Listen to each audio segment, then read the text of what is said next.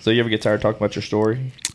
No, and I'll talk about it on here. So first off, I'd like to say this.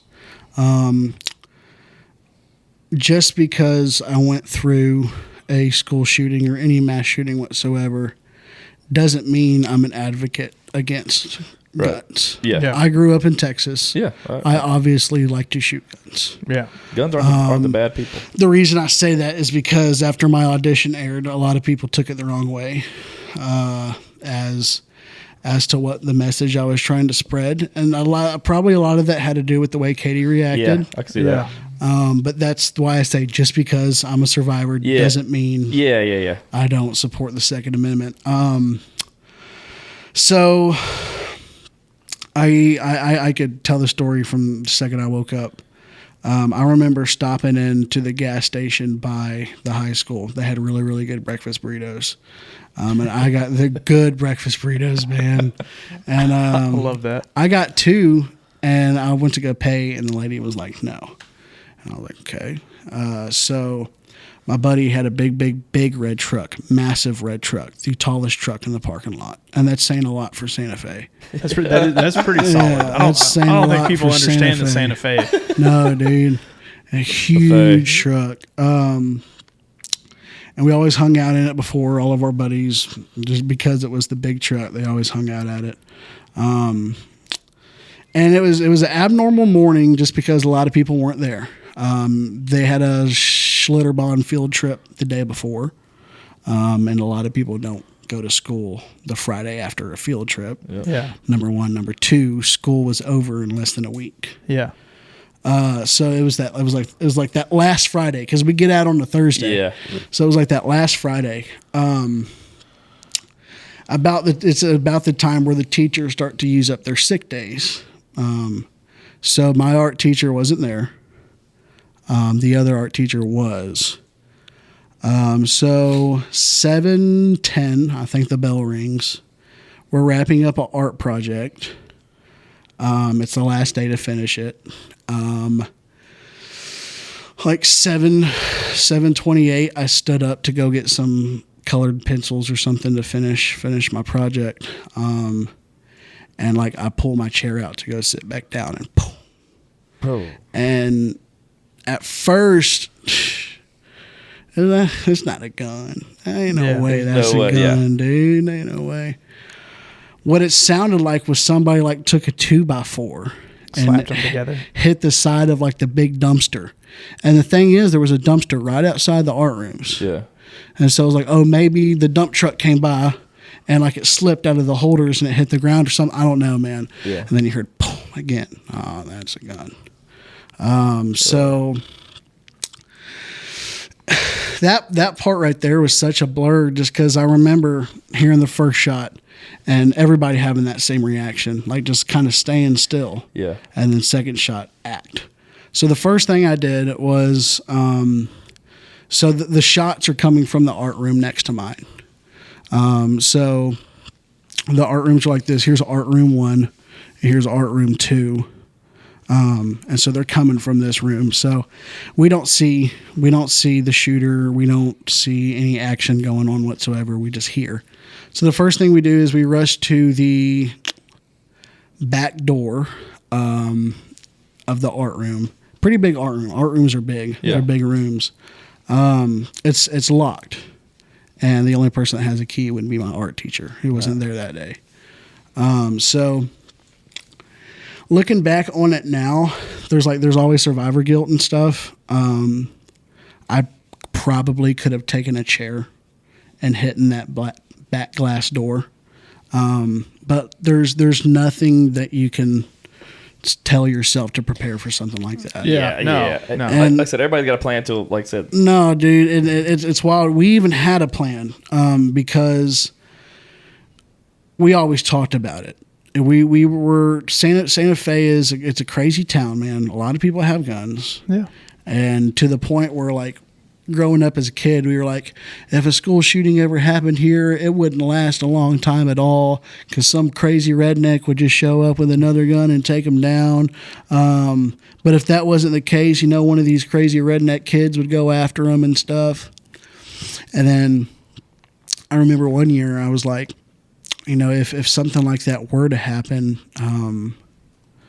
it'd be hard for them to stop him if he came over here to the art rooms, because the art rooms were so far away from everything else. It's a strangely constructed school. Huh. The art rooms and the ag department rooms are pretty far away from everything else. Okay.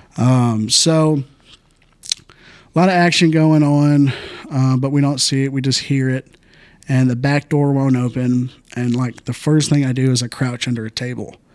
And I'm there for less than 5 seconds before I'm like, this ain't gonna work. I was like, I'm an open target right now. Got to get up and move.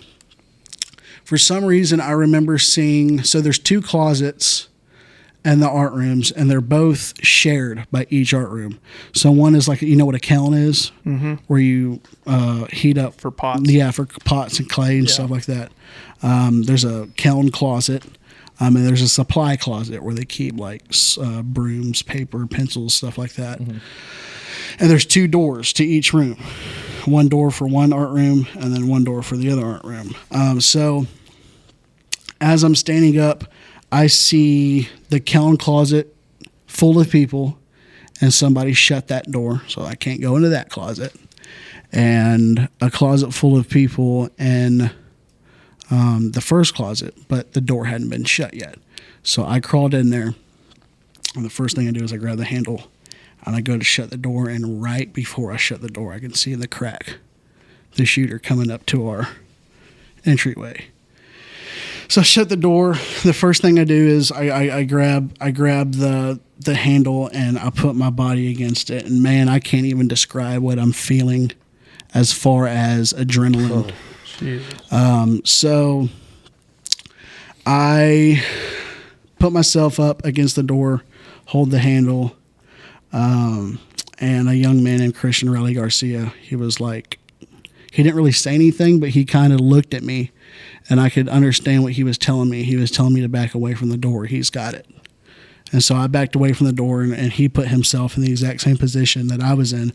I grab a broom, and I like kind of point it towards the door, and I don't know what I'm going to do with a broom, but that's just how I act. And eventually something clicked in somebody's head in that closet to open up the other side of the closet. Okay. Because the shooter is now. So I was telling her this, I think, the other day. Looking back on it now, it was pretty damn ballsy to leave that closet. We didn't know what was going on in that other classroom. We didn't know if there was 2 people, if there was 1. All we knew is if we stayed in this closet, we probably wouldn't get out of here alive. And so we opened up the closet, and unfortunately, we see a lot of aftermath from what happened in the first room. It wasn't as rough as what happened in my room. I didn't see any of that, but there was a couple bodies, recognizable bodies. We run out the front door of the second art room. And like I said, it's far away from everything else. It's a long hallway, dude. And again, I say it's ballsy because I don't know if I walk out of this door, homeboy's behind me. Or more people. Yeah, or more people, you know. It's ballsy to stay, though, too. Exactly, Yeah. exactly. So I run down, and like halfway through me running, I'm like, it kicks in my head. Where I'm like, I read something where if you're running from a shooter, you want to run in a zigzag pattern. And so I run in a zigzag pattern, get to the end of the hall. There's a back door to the theater. So you run through the theater, fly out those back doors, and I immediately puke up my breakfast tacos. After realizing what I just did. It was like, as soon as that door closed behind me, I just survived a school shooting. Yeah. And I don't know if I've survived yet. I see a kid hobbling on one leg, and his buddy has his arm around him trying to help him hobble. I get on the other side of the guy. He has like his knee is completely blown out, and he's like a freshman, dude. And we set him on a bench. Ambulance pulls up immediately. the first thing I'm thinking is I'm going to go to my buddy's truck, my buddy's giant truck. I'm going to go there because I'm sure he is right behind me. He's going to meet me out here and we're going to go home. But I immediately feel this terrible, terrible, terrible feeling in my stomach. And like, it's like a stabbing feeling. And I'm like, did I get shot? And I don't even know. And so I look and I'm fine. I'm still shaking. But like the feeling on my stomach, it's like it felt like I had been stabbed. Like it was just sharp. And I guess it was just because my body was shaking so much at one point and then it stopped. Similar to like just working out all day and then just going home. Your body feels super. That's what it felt like. Your nervous system's all jacked up. Yeah. So as I'm leaning up against my buddy's truck, I'm like, I'm going to call him and see if he's okay. I go to grab my phone and it's not there. I left my phone sitting at my table in my art room. So when the news breaks out that there is a shooting and it's coming from the art rooms, everybody that I know and their mother are blowing up my phone. And I'm not answering because I don't have my phone. Your poor parents, man. No, it was rough. It was rough. Eventually, I get a hold of a student. So from the truck, police officer finds me laying there, and he's pointing his weapon at me because he don't know. He don't know. So he's drawing on me. Who are you? Where are you coming from? I'm like, I'm from one of the art rooms. I'm just a student. Oh, yeah, everybody, all the students need to meet at the field house. So we go to the field house, and I meet a kid up there who has his phone. A lot of kids left their phones in the art room. And I guess it's because, like, it's instinct to pull it out and leave it sitting there. And just within the chaos, you forgot to grab it. I didn't grab anything. I had a backpack and everything. So we're in the field house, and the ambulance and the ambulance and life flight are parked like quiet and like not that many feet in front of us. And I'm just counting bodies, dude. And I'm like, so it gets to a point where I kind of lose track. And I'm like, there's no damn way that many people died. And I get home. Eventually we get on a bus. And we get home. And I'm shooken up, man. At this point, like I got a glimpse of the shooter, but I didn't know who it was. Yeah. And everybody was like, they were saying his name, and I'm blanking out, and I'm like, I don't know who that is. And he comes on TV, and I'm like, damn, that's why he shot up the school, because nobody knows who that is. But when I saw his picture, I knew who he was. Yeah. I was like, I had several classes with this kid. Wow. Nobody talked to him. He was an outcast, and ever since that, I've been real good at like finding people like that. Yeah, and try to include them. Yeah, yeah, just try to include them. You know, but yeah, no, it was surprising to hear when I saw his face, and then at this time it's like 2 confirmed dead, several missing. And again, I don't have my phone. I had a lot of friends in art room, and a lot of friends. And the good thing was, like I said, a lot of people weren't there. Yeah. So there's a select few people I'm really concerned about. My buddy Hunter, he was in the room, and my buddy Chase and our buddy Chris Stone, we all sat at the same table. Hunter's dad saw me in the field house. Hunter is like 6'6", 325, big brute. Big old boy. He was offensive lineman for varsity football. And his dad is built the exact same way, and he's picking me up by my shoulders and shaking me. Where is my son? Where is my son? He's angry, man. I get it. And so I'm not the type of person to say, your son's fine. I saw him. I told him, I was like, Hunter's a big boy. I said, if there was a way out of that closet, because I saw him go into the cow closet. I said, if there was a way to get out of that closet, I guarantee you Hunter got out. I was like, if there wasn't a way to get out of that closet, I guarantee you Hunter did everything he could to get out and protect everybody else in there. Hunter got out. but he held Chris Stone as he took his last breaths. Chris Stone didn't make it. So, and then I hear Chase.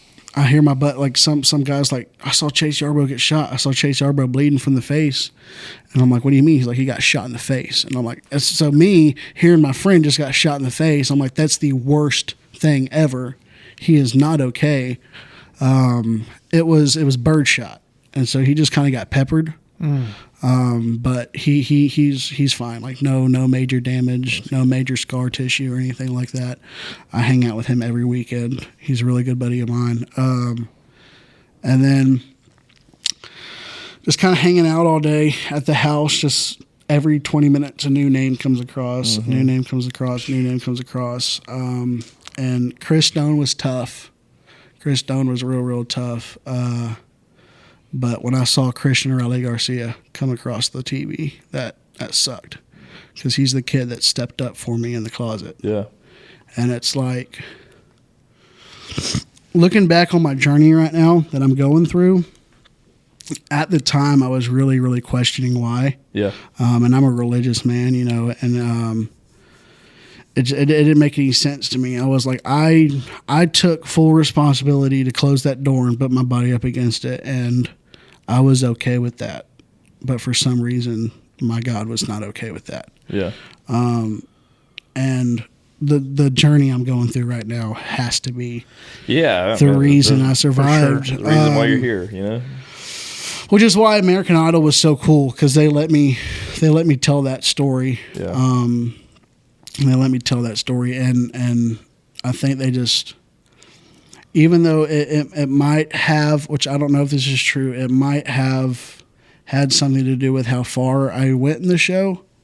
I think American Idol fell in love with the fact that a guy like me that went through such a terrible thing came out shining such a bright light and such a positive energy and a damn good voice, and they were all about it. And I think my journey on American Idol was supposed to last a little bit longer. So either two things happened.